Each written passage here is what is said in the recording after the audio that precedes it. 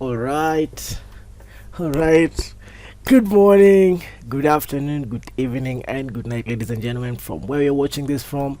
Welcome to another Leadership Academy, and today I'm doing Getting Things Done. Really excited to jump into this one, man. This book, I have read it, reread it, thought about it, tried to implement it in my life, and so these are some of the ideas that are really, really hot, and I really want to do this review now.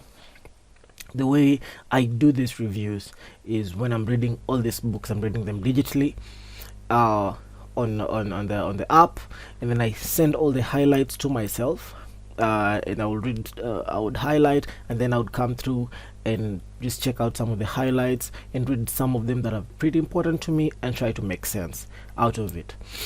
So yeah, so this is Getting Things Done. This is the cover of the book, and we're going to get into it as usual. So I'm really just going to read the highlights. I'm going to skip all the other highlights that I never highlighted. I guess like the first highlights that I sent to myself, and then this is the second highlight, and then the final thing will be the review on my Goodreads. So check out for that, look out for that. Oh, and this also, I learned skill is called progressive summarization from another book called Building a Second Brain by Tiago Forte. So look forward for that. All right, so this first highlight says it's possible for a person to have an overwhelming number of things to do and still function productively with a clear head and a positive sense of relaxed control. It's possible for a person to have an overwhelming number of things to do and still function productively with a clear head and a positive. I think this invitation is like it's very, very important, because when you read this book, it's like this is the kind of person this book is aiming, the kind of person who feels they have so much in their life going on, and it promises you, hey, it's possible for you to get things under control. It proceeds to say anxiety. I need to put my phone on silent. Yeah, I should have thought about that. Let's go mute. All right. Anxiety is caused by a lack of control, organization, preparation, and action. And I remember really thinking about this. All those times in work that you're anxious, it's caused by a lack of control, lack of organization, lack of preparation, and lack of action. So every time you feel anxious, maybe you just don't have control, maybe you're not organized, maybe you're not prepared, or maybe you're not taking action. And for me, this was very important for me to just start thinking about these ideas. Every time I start feeling anxious in my work arena, there's high chance that these four things I'm lacking, and this book helps you to bring these things under control. Alright, so here's a new practice for reality. So this is the crux of the entire book. I mean, like, if we stopped here, this would be the entire book. Getting things done is built into this. I think maybe three ideas. So number one is capturing all the things that need to get done. Now, later, someday, big, little, or in between, into a logical and trusted system outside of your head and of your mind. And two, disciplining yourself to make front end decisions about all the inputs you let into your life. Number one, you capture all the things that need to get done, okay? Today, tomorrow, in future, someday, maybe, everything into a logical and trusted system, and that's the in between, the thing that you need to build, the thing that this book helps you to build. And then two, disciplining yourself to make front end decisions about all the inputs you let into your life. I think this is, it's really hard, but this is the crux of the entire book. Let's find the other highlight. A major factor in the mounting stress level is that the actual nature of our jobs has changed much more dramatically and rapidly than have our training for and our ability to deal with work. In just the last half of the 20th century, what constituted work in the industrialized world was transformed from the assembly line, make it and move it kind of activity to what Peter Drucker has aptly termed knowledge work. For me, this was a very important realization, because it's just been less than a few years since I started calling what I do knowledge work and categorizing it as knowledge work. and I never had that concept. I never had that concept of a knowledge worker. I never had that concept of what you're working is called knowledge, and therefore this is very important for me. Just and the author David Allen talks about this and brings up this idea of knowledge work, and most of our work is knowledge work. Here's another highlight. If you had to stick with some specifically described job long enough, you'd probably figure out what you needed to do, how much, at what level to stay sane. I think also this is so true. I mean, if you've been working on some specific job description, even for a year or two, you probably know what you need to do. You probably know the extent that you need to do it. You probably know how you need to do it to succeed, just like the best line of success and like what would be knocking it out of the park, how that would look like, and you can probably think and decide that for yourself. So I thought, yeah, that's very true. Now here's a challenge: that we are allowing in huge amounts of information and communication from the outer world and generating an equally large volume of ideas and agreements with ourselves and others from our inner world, and we haven't been well equipped to deal with this huge number of internal and external commitments. I mean, this was so huge for me because he talks about this idea of inner world generating let me just bold this up: an equally large volume of ideas and agreements with ourselves and others in our inner world. There's so many things in our inner world that controls how we show up in our outer world, and that is just so true. I mean, even like in the first few minutes of just doing, like, even watching this video, or just if you spend a few minutes on YouTube, or you're scrolling through the paper, or you're looking at your diary, or looking at your commitments, you remember a bunch of things that you want to do, a bunch of things that you'd like to do someday. Really good ideas are all over, and you're making this internal agreement with yourself. I want to do this, I want to do this, I need to do this, I will do this for my business, I will do this for my company, I'll do this for my team, I'll do this for my workers, I'll do this for my employees and my employer and like team members. And it's just like you're accumulating a whole host of internal agreements, and we haven't been equipped to deal with it. And this book, for me, this is one of the things that has really helped me to start contextualizing how to surface up internal agreements and how to make decisions about these internal agreements so that, you know, it doesn't bother you. All right, so let's look for the next highlight.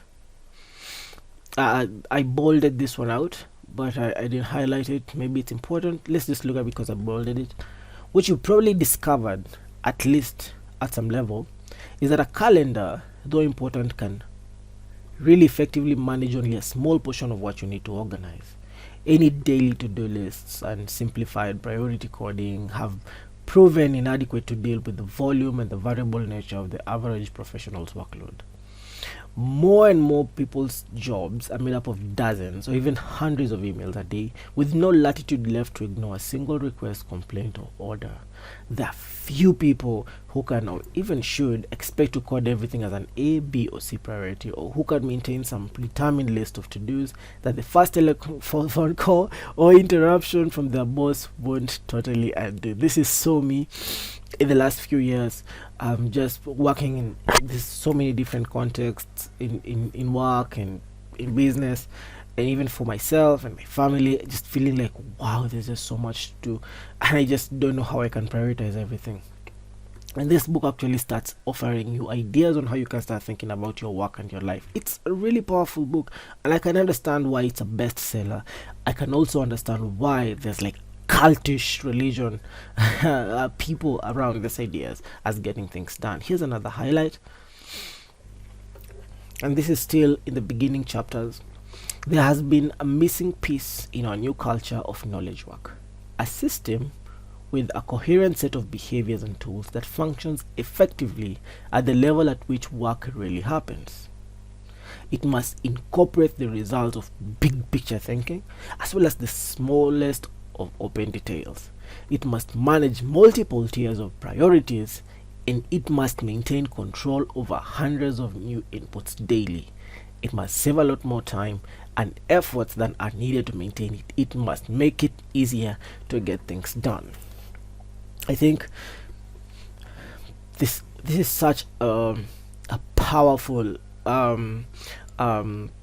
how do you say, like a proposal, such a powerful sell proposal for a problem that many professionals face, that there can be a system that will incorporate like your results when you're fantasizing and imagining, and also it will capture the smallest open details. It can help you manage multiple tiers of priorities and help you maintain control over hundreds of new inputs, and must save a lot more time and effort than to maintain it. Must make it a lot easier to get it done.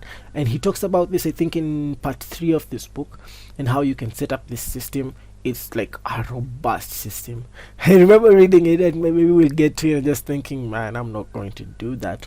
But this is the point, this is the sell of this book. Okay, let's get to the next highlight. Responding inappropriately to your email, your staff, your projects, your unread magazines, your thoughts about what you need to do, your children or your boss, will lead to less effective results than you'd like. Most people give either more or less attention to things than they deserve, simply because they don't operate with the mind like water. Now, this is also so true for me. I mean, like, it's like he's teaching you, and this book just trying to teach you to get into a discipline of how you respond to inputs that come into your life.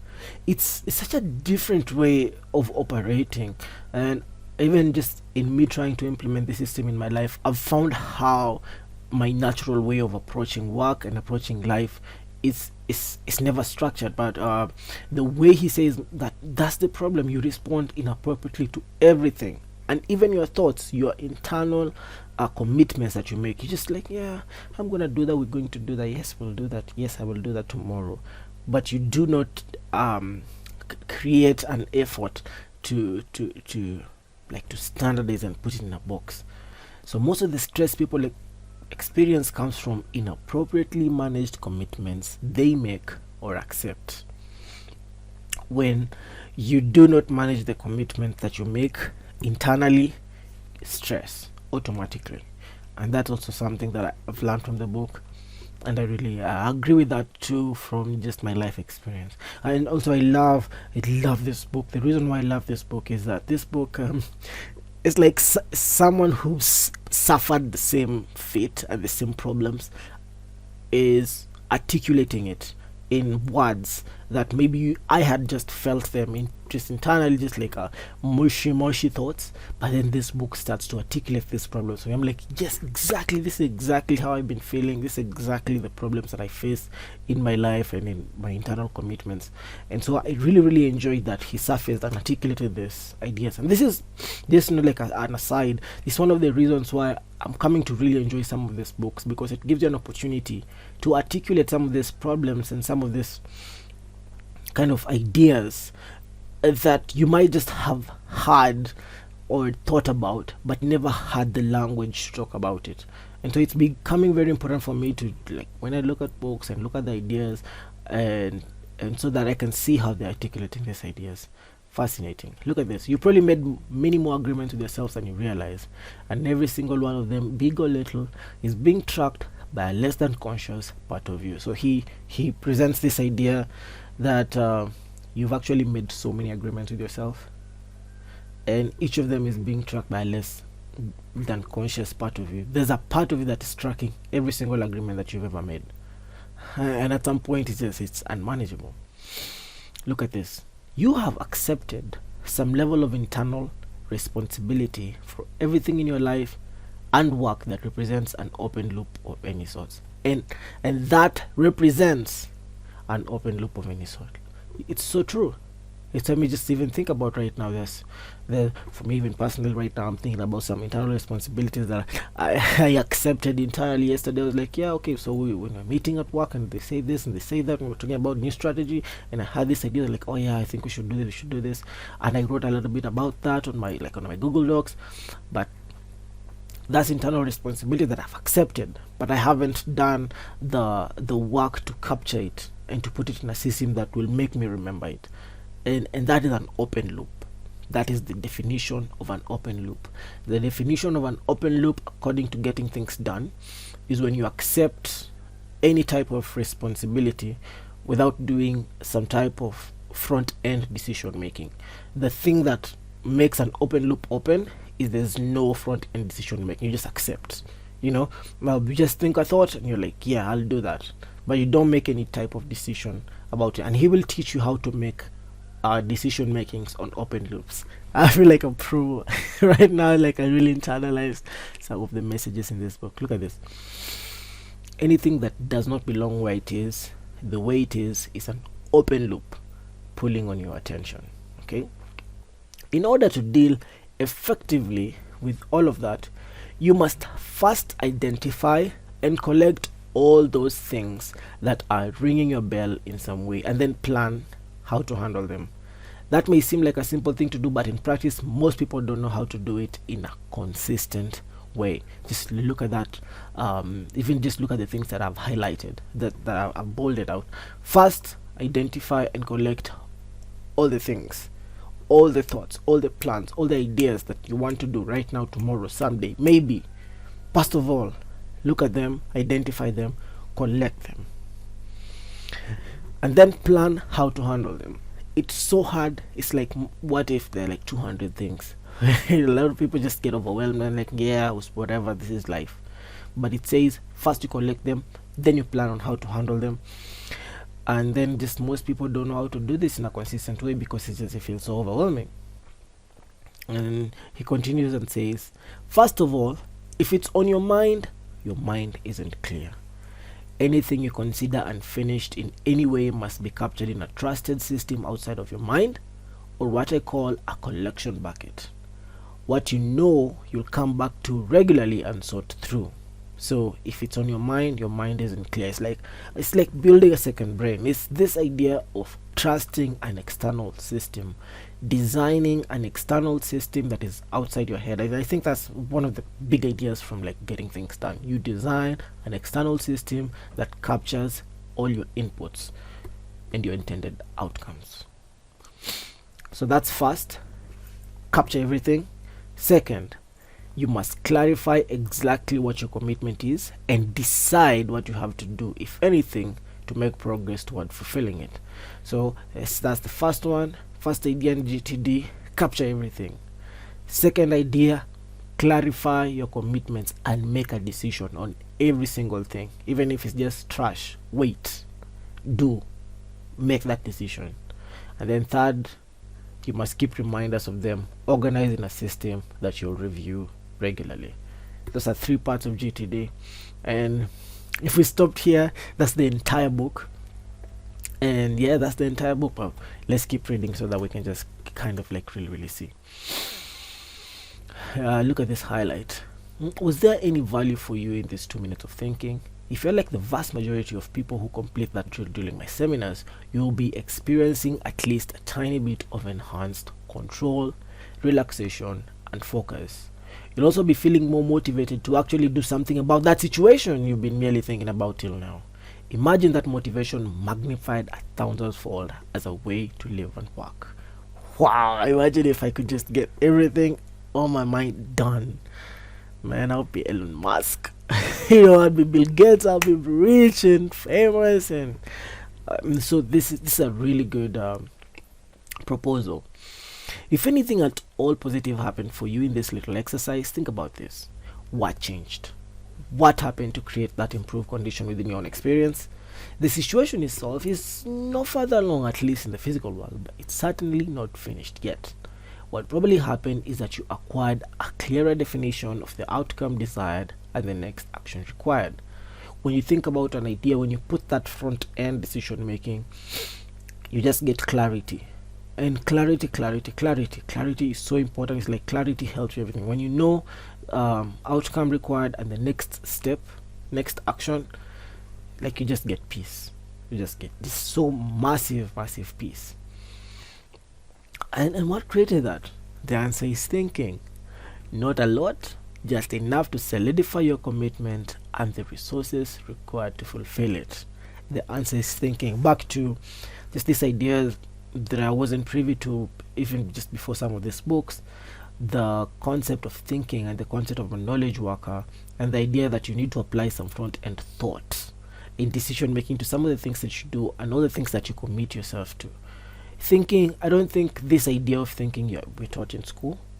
Definitely, I wasn't ever taught that I'm supposed to do some thinking. I was taught to be productive, but I was never taught that you need to do some thinking and make a bunch of decisions. So this book kind of reminds you that just you need to think, but not a lot. It's not a lot. Okay, so don't be afraid. And welcome to the real life experience of knowledge work and profound operation principle that you need to think about your stuff more than you realize, but not as much as you're afraid you might. Yeah. And so, as Peter Drucker has written in Knowledge Work, the task is not given, it has to be determined. Look at that. In knowledge work, the task is not given, it has to be determined. It's such a different way of thinking. It's like such a different place of thinking. Is just so new to me, and in this world of applying your thoughts and applying the children of your thoughts. Fascinating concept of work. Look at this. So what are expected results from this work is the key question in making knowledge workers productive, and it is a question that demands risky decisions, and there's usually no right answer. There are choices instead, and results have to be clearly specified if productivity is to be achieved. I remember when I highlighted this particular verse, this particular line, I was thinking about it, and I just thought about the power of decision making. And whenever you're going to make a decision, you're probably going to make a decision even without the full picture. You're probably going to make a decision and suffer the opportunity costs of other decisions. But you see, you just have to make a decision, right? You just have to take a choice from a huge pool of choices, and you have to pick one. And the one you pick, you need to know the results. They need to be clearly specified, and that's it. And so I remember, like, I mean, even if at work, when we're just brainstorming, we're coming with so many different strategies that we could approach, so many different case studies from some people and all that, and what you just need to do is just pick one or two, just pick it and let all those other things remain. It's like just professionalism demands that you make a decision, any decision, just pick one. Right? Just decide. It's like, don't stay in the in between, just decide. And this has been also like a lesson for me in my life, and how I'm making things. It's like, okay, fine, just make a decision. Probably profound thought, and I love the kind of thoughts that just kind of internal conversations that I started having when I was reading some of these things. Look at this. So most people have a resistance to initiating the burst of energy that it will take to clarify the real meaning for them of something they have let into the world and decide what they need to do about it. This is what I was talking about, just kind of like the resistance of clarifying the bunch of things that you have accepted. It's like you just feel overwhelmed, and we're giving into the overwhelming feeling, and that's majority of people. Don't be those guys. Now look at this. He continues to talk about this idea of thinking. You see, we are never really taught that we have to think about our work before you can do it. Look at that. It's wow. Okay, much of our daily activity is already defined for us by the undone and unmoved things staring at us when you come to work, or by the family to be fed, or the laundry to be done, or the children to be dressed at home. It's like there's just always work around you.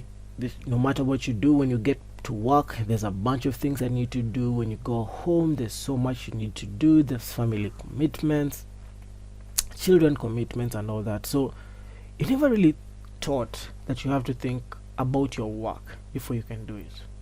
I remember just thinking about this, and it goes on to add to those thoughts I had about thinking and about work, and about thinking about work, and how so many people, I don't know, I never for a long time thought about the work that I do. And I think it sucks that this is how we operate. We just like show up and get things done, bam, bam, bam. But if we applied a little bit of thinking to our work and things that we are allowing to our lives, we can be so much more productive and just feel less stress. Look at this. thinking in a concentrated manner to define desired outcomes is something few people feel they have to do. But in truth, outcome thinking is one of the most effective means available for making wishes a reality. Look at that. The author, David Allen, really, I think he knows this, having worked with so many professionals.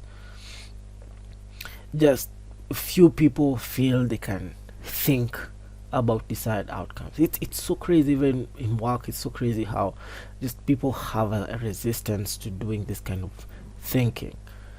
But outcome thinking is one of the most effective means to making wishes a reality. You think about the outcomes that you want, and you think about the steps that you need to do, and you just focus on those things. And I think, one day I listened to this is an aside, I listened to a talk by Brian Tracy, and he said something. It was so strange. He said, if you are the type of person who wakes up every day, writes an action list of the things that you intend to do, and check them off, and do that every day, by the end of the year you'll be so much further away than anyone around you. It's like, if you just become the kind of person who thinks about the outcomes that they want to make and goes ahead and just acts on those things, you're going to be so much further ahead than anyone else. But those are not things that we are taught to do. And so we move on to this idea, why things are on your mind. You see, most often the reason something is on your mind is that you want it to be different than it currently is, and yet, one, you haven't clarified exactly what the intended outcome is. Two, you haven't decided what the next physical action step is, and or you haven't put the reminders of the outcome and the action step required in a system that you trust. Wow. So it's like, if you can do this thing just gets out of your mind automatically. If you can set up a system that clarifies your intended outcome, that clarifies the next physical action step, and you can be reminded of that action step, you just like, it's no longer going to give you stress. And it's a beautiful proposal. I love it, and I've been testing these ideas in my life, and I think it's true. That's why it's on your mind. And until those thoughts have been clarified, those decisions made, and the resulting data has been stored in a system that you absolutely know you will think about as often as you need to, your brain can't give up the job. You see, until those thoughts have been clarified, decisions made, resulting data has been stored in a system that you absolutely know you will think about as often as your brain can't give up the job. So I guess there's a lot of people who don't have the systems, and a lot more professionals who have the systems embedded in their lives. And so just it's an encouragement to you to think about it. Look at this quote. This constant unproductive preoccupation with all the things we have to do is the single largest consumer of time and energy. Kerry Gleason. It's like, man, I know this so much. Just constantly preoccupied with the things that you need to do instead of doing those things. It's called procrastination. So things that command our attention by their very nature usually show up as stuff. But once stuff comes into our lives and work, we have an inherent commitment to ourselves to define and clarify its meaning. That's our responsibility as knowledge workers. If stuff were already transformed and clear, our value other than physical labor would probably not be required. And this made me also really feel good about myself and thinking, so your idea as a knowledge worker is to take like these inputs and to clarify them. And if things were already just clarified for you and you knew exactly what you needed to do, then your value wouldn't be any important than physical labor. Okay. And probably just would never be required. We can put people to do those things. We can write a computer program to do all those things. So you have to commit yourself to clarify and define meanings. One of the side thoughts that I started having, we're now I was reading through this book and I was thinking through these ideas, of course it's the resistance and the overwhelming emotion that, oh man, so like these are so many things, it's just like I need to clarify all this thing, and I feel like I have like over 1,000 inputs that I've accepted into my life. If I just sat down and do that, it's like my 100% the work that I would be doing in my life is just to clarify a bunch of things. And I think I can totally understand how it's a resistance. It's like, so I'm going to stop all the work that I need to do, all the work that I have in my pipeline, and I just sit down and start clarifying and working on it. It's like journaling yourself to death. And that's one of the resistance that I had when I was working through these ideas. But I think it's so true. I mean, if you would be richer for that, you'd be richer for getting 100% clarity on the things that you accept into your life than just saying, okay, fine, I'm not going to journal myself to death, so I'm not going to do this, it's taking too much of my time, so I'm not going to do this. Like, you'd rather have this kind of structure in your life in some way, even if it's a work thing, but you need to have this kind of structure for you to just like to be productive in a stress-free environment. It makes so much sense, but it's just a very counter intuitive way you're working. Look at this.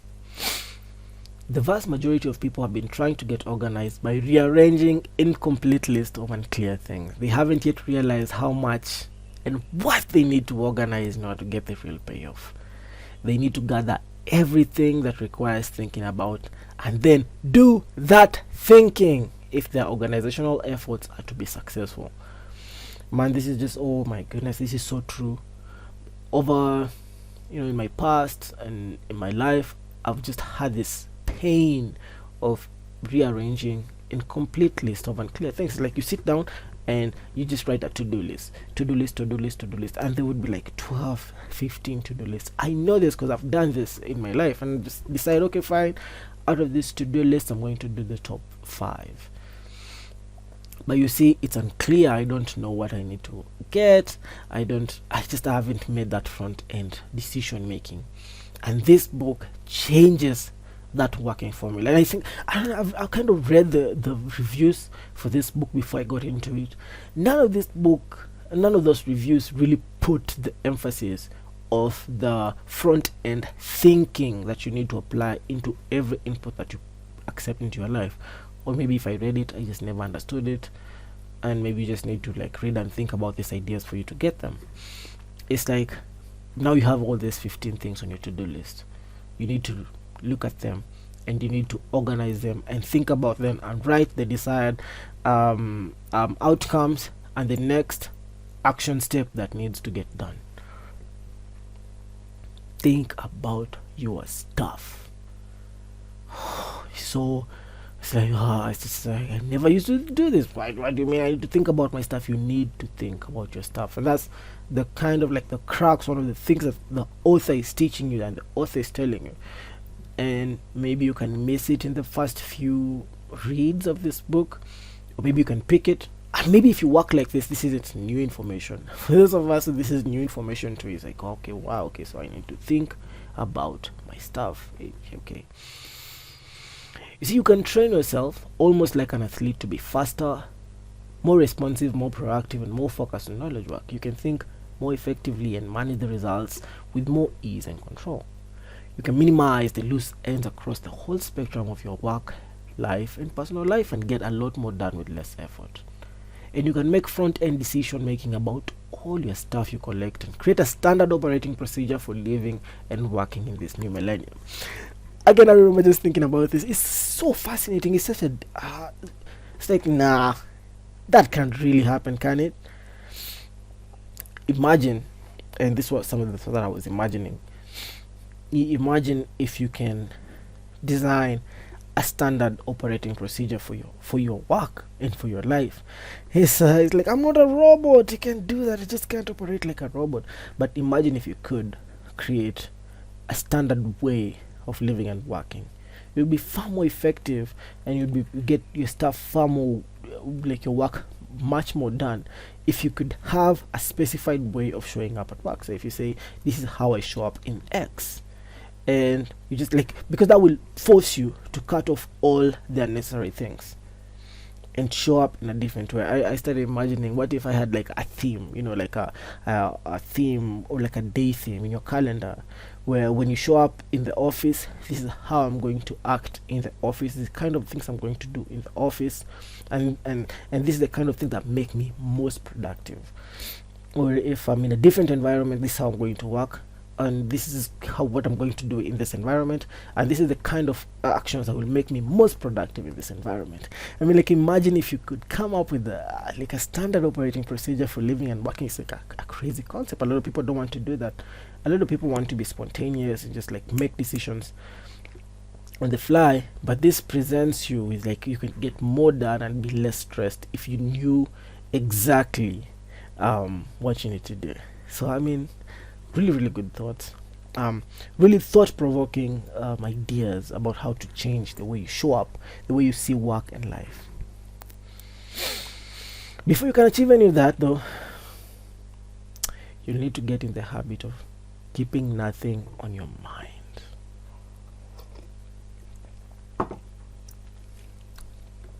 Every single stuff gets out of your mind, comes down on the paper, or in a system that you know you will trust.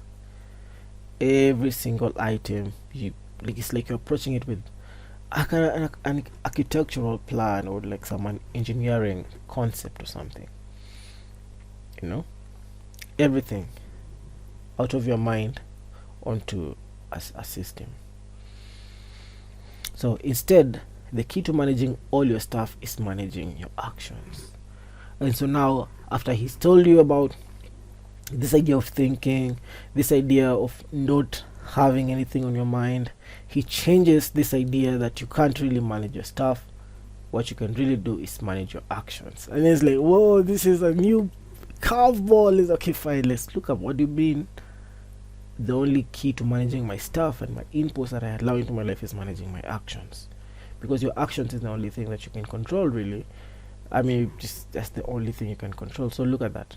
It continues and tells you now, how do you manage actions? And this is I think still in part 1. I think this book, if you read part 1, you're done. It's like you're done. So look at this, how to manage actions. So what you do with your time, what you do with information, what you do with your body, and your focus relative to your priorities. Those are the real options to which you must allocate your limited resources. What you do. Let's move on. It's extremely difficult to manage actions you haven't identified or decided on. Most people have dozens of things they need to do to make progress on many fronts, but they don't yet know what they are. So, like, if you don't know actions that you have identified and made a bunch of decisions, you can't manage them. Okay, so you need to have a bunch of action steps already collected, thought through, and decided on. So every new day, you know exactly what you need to do, and you jump on it. It's so hard for me when I'm in the process of working through my GTD, and I'm just finding these are the things that I'm struggling with. It's even easier just for me to be spontaneous and get done on tasks that are easier to do than things that I've already put on my calendar, like these are things I'm going to do. I'm like, nah, it's too hard. So look at this. Things really get stuck because of lack of time. They get stuck because the doing of them has not been defined.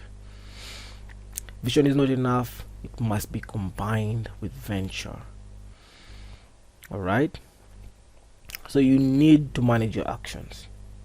So he talks about the different ways to manage actions, and he talks about vertical control and horizontal control. And so we're going to look at that now, how to manage your actions. It's like a really well thought out book. I was like, whoa, Mr. David Allen has really had time to really think about these problems. So vertical control, in contrast, manages thinking up and down the track of individual topics and projects. So this is virtual control, but horizontal is across. look at this as a highlight. The big difference between what I do and what others do is that I capture and organize 100% of my stuff, and with objective tools, not in my mind, and that applies to everything, little or big, personal or professional, urgent or not, everything. Look at that, everything. I mean, that's fascinating. Amen. So I really like that. I thought about that just personally, privately, wondering, is it possible? Capture and organize every single thing every single day? Is it possible? Wow. So look at this. He continues and says, there's no reason ever to have the same thought twice, unless you like having that thought. And I really enjoyed this quote so much, and I was really just even thinking about what it means, man. It's like there's no reason to have the same thought twice. What this means, though, is if you think something, you want to make a bunch of decisions on that thought, and they just store it away, and just you leave your mind to make new thoughts. If I wanted to, even let's say household stuff, and I wanted to remodel my work office or my home office, for example, I would think about that and then put it on my to-do list, decide what I need to do about that, decide the very next action that I need to do, collect all relevant information that I want, even if it's just googling and finding references, what I like, how much it costs, and putting that together and just storing it. And I don't have to have that thought again. So every time the thought comes in, like rework home office, I have already thought about that. There's no other reason for me just to rethink this thing. It's like, now imagine multiplying this idea into every single internal commitment that you let into your life. Every single internal commitment that shows up, you make a bunch of decisions about it externally, and you just leave it, so you never have to think about it ever again. If it comes up, you can just refer it to what you decided about it, and just you're free again. It's like so dope. I mean, it's like like a system. It's such a beautiful system, and I think it's so enticing because this is not naturally how we think. And this is, he continues and says, so I try to make intuitive choices based on my options instead of trying to think about what these options are. I need to have thought about all that already and capture the results in a trusted way. I don't waste time thinking about things more than once. That's an inefficient use of creative energy and a source of frustration and stress. What? What do you mean, Mr. Allen? It's like you don't think about stuff? It's like, no. I make a point to have thought about my things beforehand and to have made that decision and to have captured those results in a trusted way. So I don't think about things more than once. I really want this. This is one of the things I want from, and it's one of the reasons why I'm reviewing this book is like this, I want this kind of processing of information and choices in my life too. I mean, imagine if you could just make a bunch of choices, make a bunch of decisions on things that show up in your life, and so you don't have to do that in some future date. Fascinating way of working and living. Look at this, and you can't fudge this thinking. Your mind will keep working on anything that is still in an undecided state. But there's a limit to how much unresolved stuff it can contain before it blows a fuse. And a lot of professional people are here contain. It's just like, yeah, just so much unresolved stuff here. Frankly, as soon as you have two things stored in your RAM, you've generated personal failure because you can't do them both at the same time. Then this produces an all-pervasive stress factor whose source can't be pinpointed. I know this feeling all too well. And I suppose if you're reading and watching this review, you truly know that too.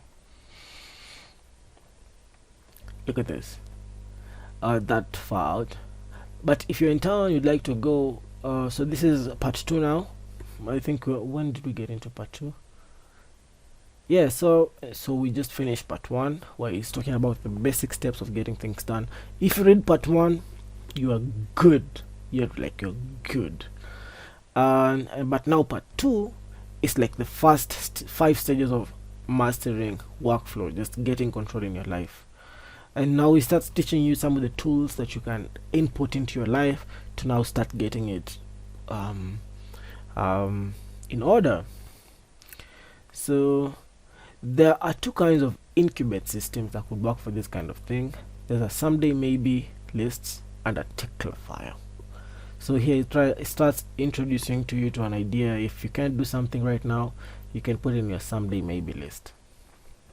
And this is really good because I think as humans, we have a lot of dreams.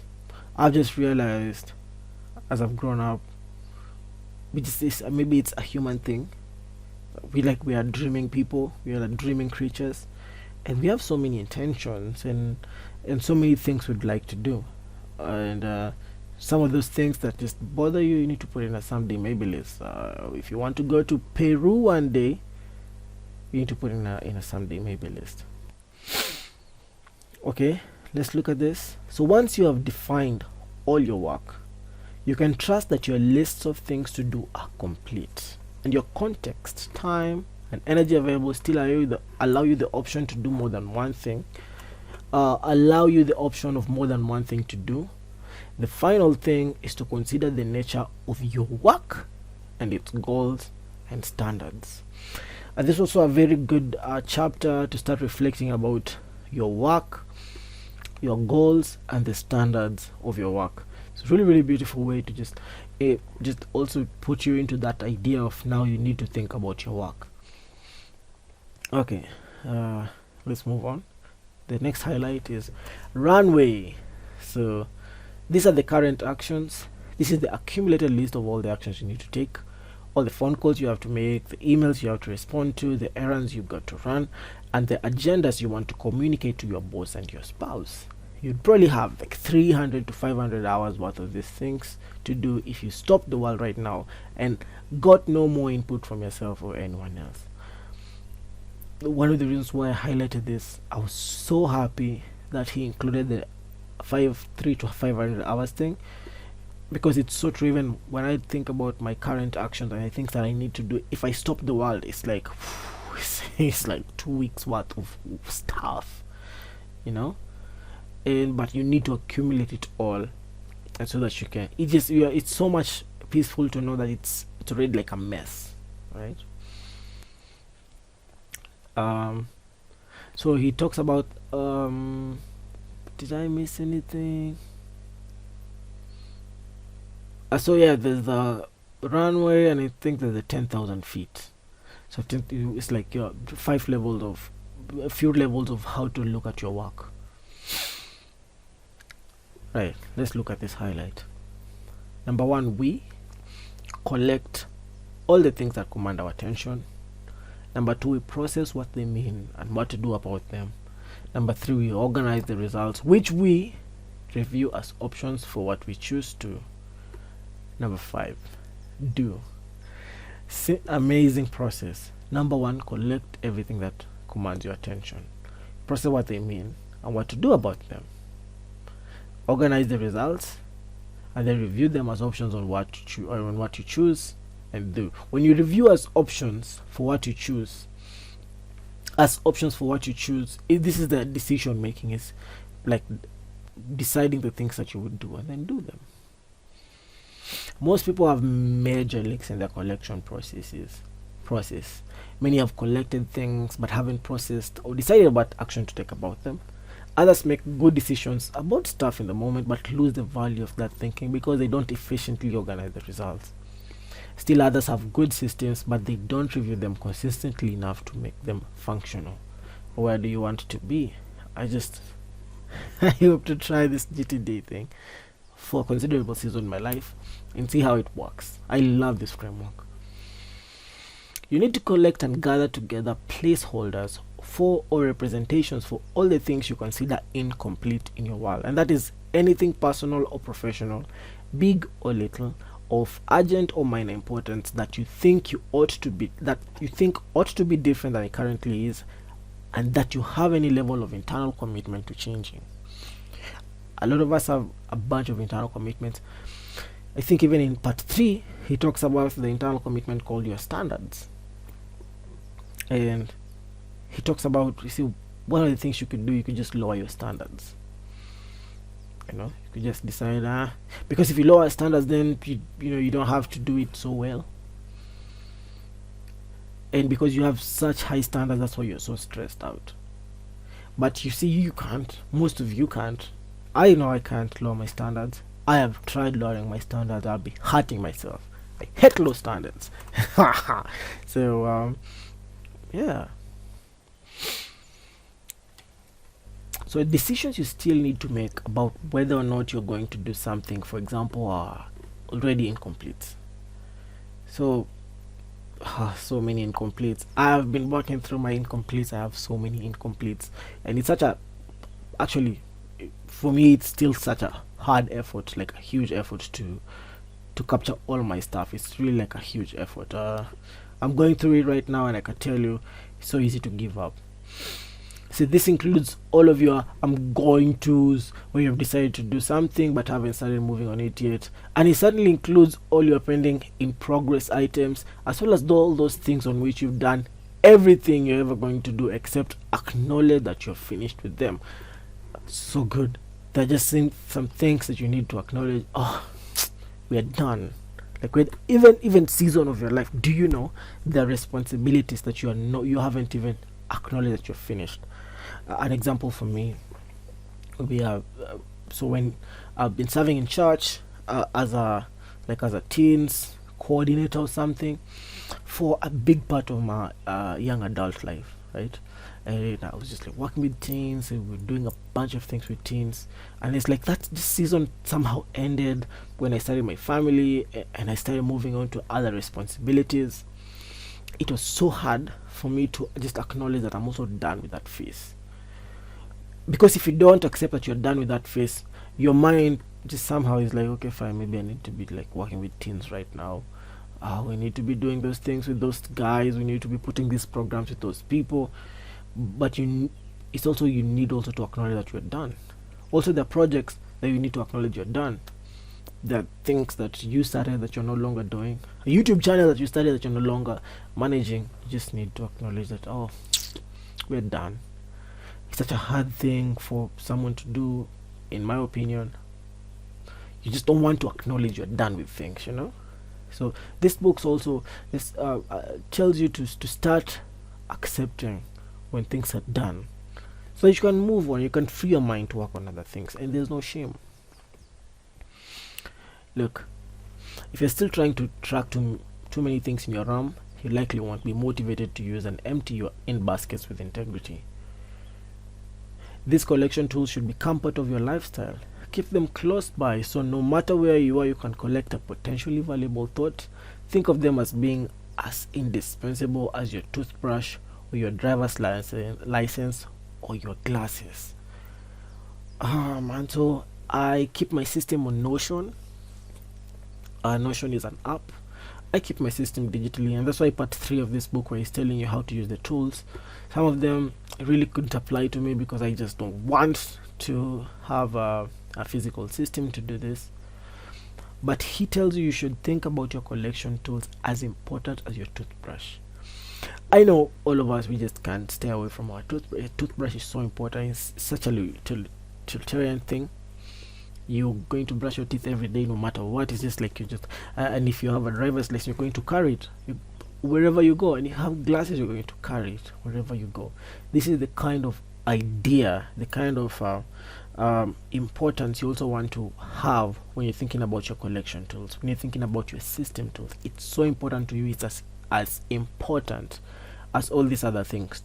It's so important in your life, and it's so important that you elevate the importance of a capturing tool to this level of utility in your life.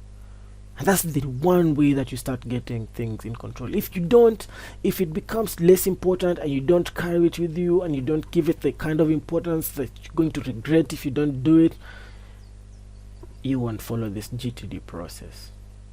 But you need to understand that, and you also think about that. Look at this. As you proceed in your career, for instance, you'll probably notice that your best ideas about work will not come at you at work. It's so true. And so that's that. And if you don't empty and process your stuff you've collected, your buckets aren't serving any function other than storage of amorphous material. If you're going to collect and not process, there's no benefit. Rather stop. Item by item thinking requires to get collection buckets empty, and this is one of the hardest processes for me now that I'm working on this GTD thing. He says that you need to work on an item to item basis, and I don't know if I captured a lot of the process that he talks about, but he says if you're going to process things, what you want to do is you want to process from the top to the bottom. Okay, you don't look at your list and like which is easier, which one do I like, because if you do that you're not going to process things. When you get your list, you want to discipline yourself to process from the top to the bottom. It's like another thinking. It's such like a subtle thinking that he tells you in this book, and it's so easy to miss if you don't actually. I think if you don't attempt to build a GTD process, you won't know how difficult it is to do this, because now you'll have your things, you're going to have a bunch of lists and things that you've collected are going to look like so what's easy to do now, and it just like haphazardly process them. But he wants you to process them item by item. I think I missed a bunch of that highlights here, but I remember the idea. You can't organize what's incoming, you can only collect and process it. Instead, you organize the actions you need to take based on the decisions you've made about what needs to be done. This is also one of the just big ideas, because this is not how I work or how I've been working in the past. See, oh man, it's like you can't organize what's incoming. You can collect it and process it. If things come, poop, you collect it, process it. You can only organize the actions needed based on the decisions you have made. I mean, it's like, oh man, it's just such a different way of working. These decisions that you have made, these are the only things that get done. The other things that are incoming only get collected and processed. But your actions are only going to be about the things that you've already made a bunch of decisions about. It's like so then it's like how I'm thinking now. When you design your system, you want to design your system to surface all your current actions, and when things are coming into you, they need to go to your inbox where they need to be processed, but they don't need to get done.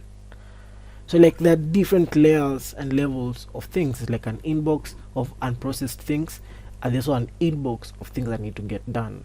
And you want to track the actions, please, not the things you need to organize, please. Alright, okay, so here are 5 stages. So do it, delegate it, or defy it. Once you've decided upon the next actions, you have 3 options. 1, do it. If an action takes less than 2 minutes, it should be done the moment it is defined. Hardest thing, strangest concept I ever had from this book. I'll talk about it. Why? 2 minutes? What do you mean 2 minutes?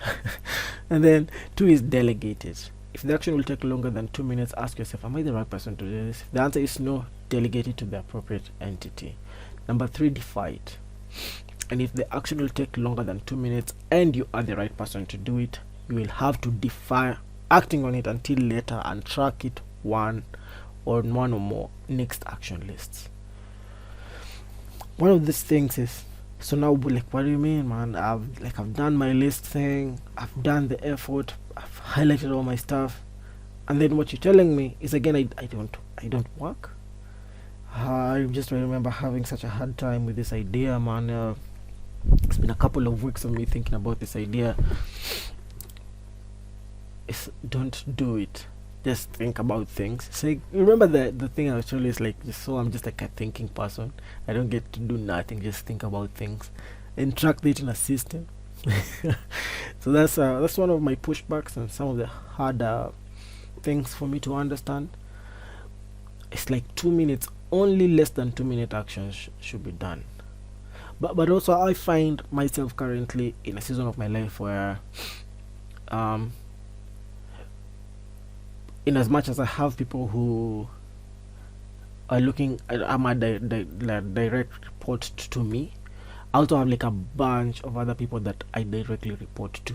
And so to the people that I directly report to, I'm kind of like the actions person, it's like I get like I do the donkey work, like I'm down in the weeds kind of person. And so it's so hard for me to contextualize in my mind this idea of just only doing things that will take me less than 2 minutes.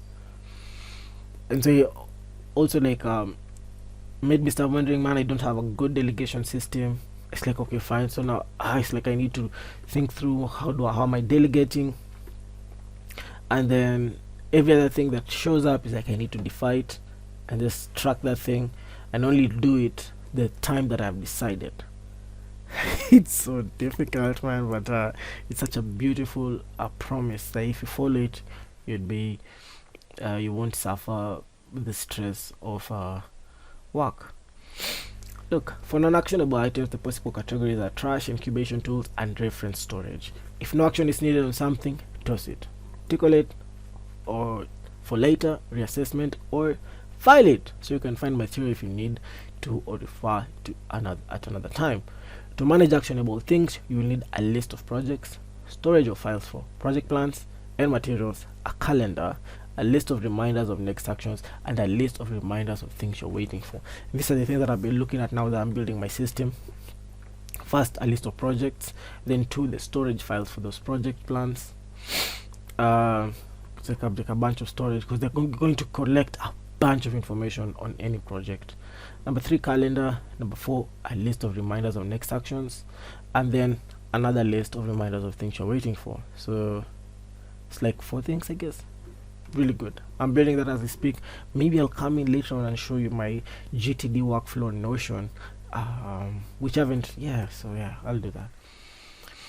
I define a project as any desired result that requires more than one action step.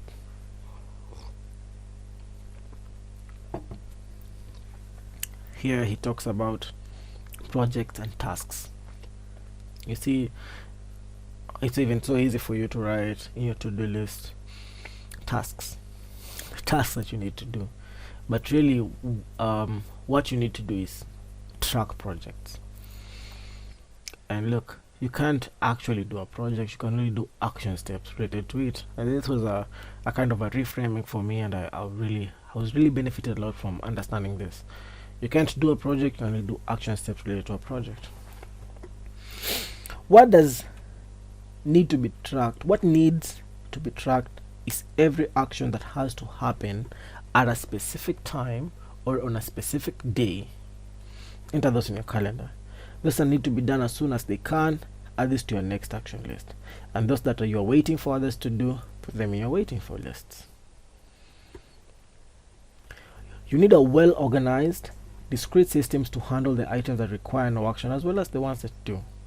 No action systems fall into 3 categories: trash, incubation, and reference. The lack of a good general reference file can be one of the biggest bottlenecks in implementing an efficient personal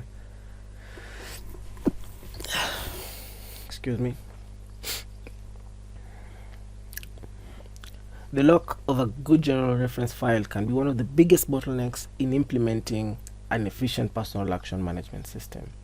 So I mean, you need also to, as you think about this thing, you need to like build a really good general reference file. You need to be able to review the whole picture of your life and work at appropriate intervals and appropriate levels. For most people, the magic of workflow management is realized in the consistent use of a review phase. It's another area that I've been really struggling in implementing in my GTD. Is the weekly review, the monthly review, because yes, it feels like such a lot of work, and if you don't accept the kind of upfront work you need to do, you'll be overwhelmed. You won't do this. If you set up a personal organization system structured as I recommended, with a projects list, a calendar, a next actions lists, a waiting for list. Not much will be required to maintain the system. Everything that might potentially require action must be reviewed on a frequent enough basis to keep your mind from taking back the job of remembering and reminding. So that's also really powerful. The reason why you need to review is you need your mind needs to be at peace, knowing, oh, okay, I don't need to remember that, I have it in my system and I know what I need to do about that. It's like I've captured it. It's like you're guarding your mind using this system, and you're guarding your stress levels during using this system, in order to trust the rapid and intuitive judgment calls that you make about decisions from moment to moment. You must consistently retrench at some more elevated level. In my experience with thousands of people, that translates into the behavior for critical success, the weekly review. When you review all your projects, all your next action items, and all your waiting for lists every week, powerful. So this is an area that I haven't really worked on, but it's something that I'm kind of like really building right now in this season of my life and this season of my GTD, and maybe I'll come back with an update. All of your open loops, that is projects, active project plans, and next actions, agendas, waiting for, and even someday maybe lists, should be reviewed once a week. So hard for me right now. And why is it so hard? Sometimes I feel like I don't have the time. I haven't created the time. I haven't created a sacredness to doing the weekly review, which I think everything that GTD supposes is, if you're going to change your habits and the way you show up, you want to elevate that way of working, like the top of your work or in life, and how you respond to things.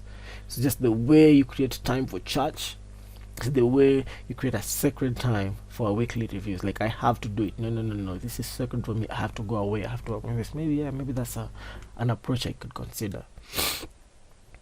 The weekly review is time to gather and process all your stuff, review your system, update your lists, get clean, current, clear, and complete. Love that. Listen, you have more to do than you can possibly do. You just need to feel good about your choices. It's so amazing that he brings this up towards almost the end. You just really have more to do than you possibly can. So when you choose a bunch of things to do, you just want to feel okay and feel good about those choices. Like, yeah. And so that's that. Now he introduced another idea. At 3:20 on Wednesday, how do you choose what to do? There are 4 criteria of what you can apply in this order. 1 is context, 2 is time available, 3 is energy available, and priority. And I felt like this was a very strange place to talk about it. It's like, again, now after you've set up your list, you're going again to have to, when you set up your process, you're going to have these 4 ideas that are going to like just kill that process. Like, you can't also operate as a robot, because context, if you're at work, you'd rather handle things with your coworker than tell them no, according to my GTD I can't do this right now. Time available, if you have time you can do harder things. If you don't have time, you just can't. Energy available, personally for me, I have a bunch of energy in the morning and just less energy at night, especially like at night. I just want to rest, I want to sleep. And priority, some things are hotter than others. And so how do you track these things? And I've also just been thinking kind of about these things. Here's another place that I really loved about this book. So when you're getting things done or working in the universal sense, there are 3 different kinds of activities you can be engaged on. So 1 is doing predefined work. Number 2 is doing work as it shows up, and 3 is defining your work. Defining your work is more like designing. And so it's like, wow, these are 3 types of work that you could do. I had never had this kind of language contextualized for me, that I could do predefined work. Most of us do predefined work, okay? And actually most of us do either predefined work or work as it shows up. But defining your work, I found it so hard for you to sit down to define your work. It feels like you're not working. It feels like you're dreaming. It feels, and so really good to have this kind of language. But when and where to apply them, the fundamentals remain true. You must be responsible for collecting all your open loops, applying front-end thought processes to each of them, and then managing the results with organization, review, and action. The three ingredients of relaxed control are: 1, clearly defined outcomes, so that those are projects; 2, the next actions required to move them toward closure; and 3, reminders placed in a trusted system that is reviewed regularly. This is the horizontal focus that we were talking about. The other one was vertical focus, and now we're seeing what horizontal focus is. You see, in my experience, when people do more planning more informally and naturally, they relieve a great deal of stress and obtain better results. And then I think he went on to talk about how the brain makes decisions. Just like a computer, your brain has a search function, but it's even more phenomenal than a computer's. It seems to be programmed by what we focus on and more primarily what we identify with. It's the seat of what many people have referred to as the paradigms we maintain. We notice only what matches our internal belief system and our identified contexts. So good. One of the most powerful skills in the knowledge work, and one of the most important one to hone is to develop, is creating clear outcomes. And here I must have alluded this from the beginning, but now towards the end of the book, I think now we're in part 3. We want to develop the power of creating clear outcomes. A lot of people do not have clear outcomes. He talks about brainstorming here. He says the great thing about external brainstorming is that in addition to capturing your original ideas, it can help generate many new ones that might not have occurred to you if you didn't have the mechanism to hold your thoughts and continually reflect them back to you.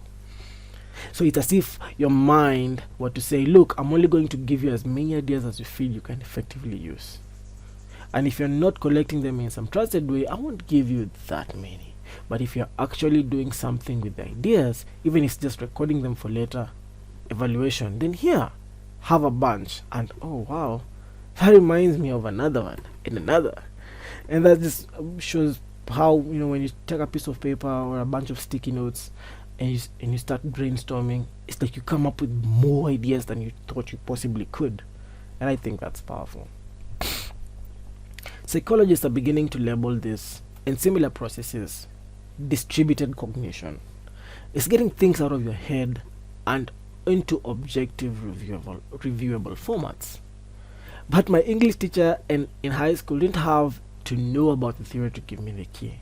David, he said, you're going to college and you're going to be writing papers. Write all your notes and quotes on a separate 3x5 cards. Then when you get ready to organize your thinking, just spread them all out on the floor. See the structure and figure out what you're missing. Mr. Edmondson was teaching me a major piece of the natural planning model. I got so much value from this. I even started using more actively actually Whimsical app, which is like a mind mapping app, and I've gotten so much value out of it. I'm even using it to map my entire life, and I'll probably share about it later on. Fascinating, and this kind of language really unlocked that for me. It's also important that brainstorming be put into the overall context of the planning process, because if you think you're doing it just for its own sake, it can seem trite and inappropriately, of course. But if you can understand it instead as something you're doing right now for a certain period before you move to a resolution at the end, you'll feel more comfortable giving this part of the process its due. And this just goes back to this idea: if you can understand that your thinking and your brainstorming is going to serve you in the end, you'll be much more willing to do it. In my experience, creating a list of what your real projects are and constantly managing your next actions for one will constitute 90% of what generally is thought as project planning. So it's just a bunch of list making, man. Activating the moving parts. A project is sufficiently planned for implementation when every next action step has been decided on every front and that can actually be moved on without some other components having to be completed first. The habit of clarifying the next action on projects, no matter what the situation, is fundamental to you staying in relaxed control. And if the project is still on your mind, there's more planning to do.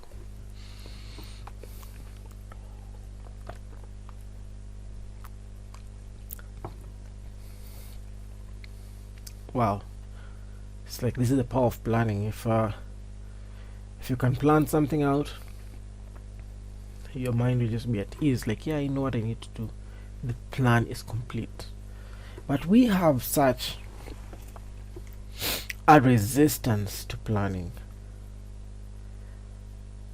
and the discipline that this material forces you to start getting into is to go against that grain. The author of Deep Work, Cal Newport, says that we must overcome our distrust of structure. We must overcome our distrust. We need to get into a place of trusting the structure.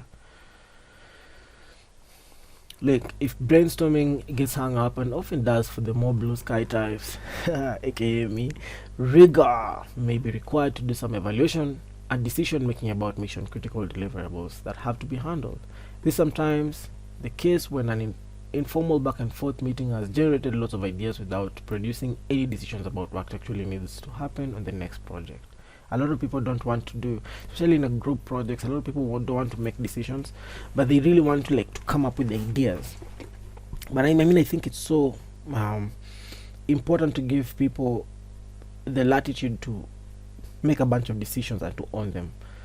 And I never used to think about this, but I started thinking about it when I'm working with teams, and just knowing that a lot of people don't want to have names against decisions.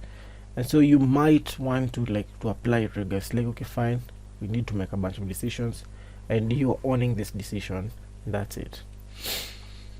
These models are simple to understand and easy to implement. Applying them creates remarkable results.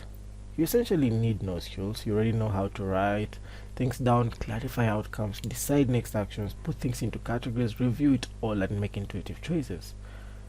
Right now, you have the ability to focus on successful results, brainstorm, organize your thinking, and get moving on your next steps. If you take out a clean sheet of paper right now along with your favorite writing instrument, and for 3 minutes focus solely on the most awesome project on your mind, I guarantee you'll have at least one, oh yeah, I need to consider dash. Then capture what shows up in your head on the piece of paper and put it where you might actually use the idea or information. You won't be 1 ounce smarter than you were 10 minutes ago, but you'll have added value to your work and life. Alright, so here he's also talking about a lot of physical stuff that you could use. So this is part 4, and I never actually captured a lot of part 4 in this. It was amazing to read and to understand, but it just wasn't a system that I was willing to to set up. But it's a beautiful chapter on the kind of time, the space, and the tools that you need to set up this GTD process.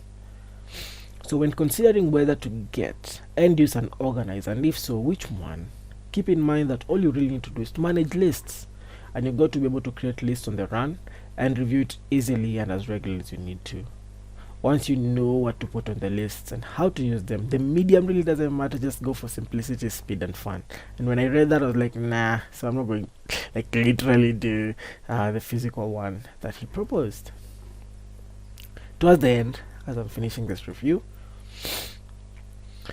the verb process doesn't mean spend time on. It just means decide what the thing is and what action is required, and then dispatch accordingly. I mean, just push. You're going to get to the bottom of the basket as soon as you can anyway, and you don't want to avoid dealing with anything in there. Process does not mean spend time on. Emergency. Getting into empty doesn't mean actually doing all the actions and projects that you have collected. It just means identifying each of them and deciding what it is, what it means, and what you're going to do with it. Just making a decision. Like this book should be like decision making 101. A lot of you guys have problems because you don't make a bunch of decisions. And to finish is, when you finish processing in, you'll have 1, trash what you don't need, completed any less than 2-minute actions, handed off to others anything that can be delegated, sorted your own organizing system of reminders, the actions that require more than 2 minutes, and 5, identified any larger commitments you have now based on the inputs.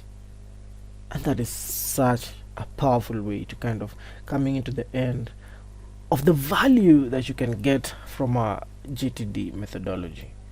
I really enjoy this book, and I'm in the process of like really putting some of these things in my life, and I'll come back with an update. All right, so that was GTD. This is Leadership Academy, and I'm just always so excited to just jump into these things. Yeah, so see you when I see you. Peace.